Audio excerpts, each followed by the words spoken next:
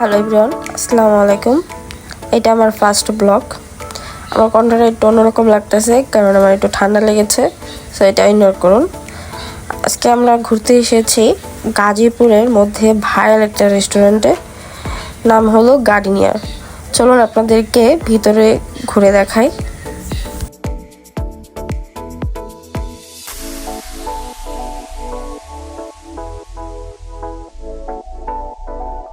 ভিতরে আসার পর আমরা উপরে চলে আসলাম। উপরে অনেক একটু সুন্দর ছিল, তো ওখানে আমি পোজ নিচ্ছিলাম কারণ কিছু ছবি তুলবো, একটু ভিডিও করতেছিলাম। তো হঠাৎ করে দেখি যে ভয়ঙ্কর একটা আওয়াজের শব্দ। তো ওখানে দেখলাম অনেকে নেকড়ের সাথে ছবি তুলতেছে, তো ওখানে আমি একটু তাকাইছিলাম। তারপরে অনেকগুলো ছবি টবি তোলার পরে ভিডিও করার পরে তো আমরা নেকড়ের সামনে চলে আসলাম। আসার পরে দেখলাম যে অনেকে ছবি তুলতেছে, বাচ্চারা অনেক খেলাধুলা করতেছে, বড়রাও বাচ্চা হয়ে যাচ্ছিল।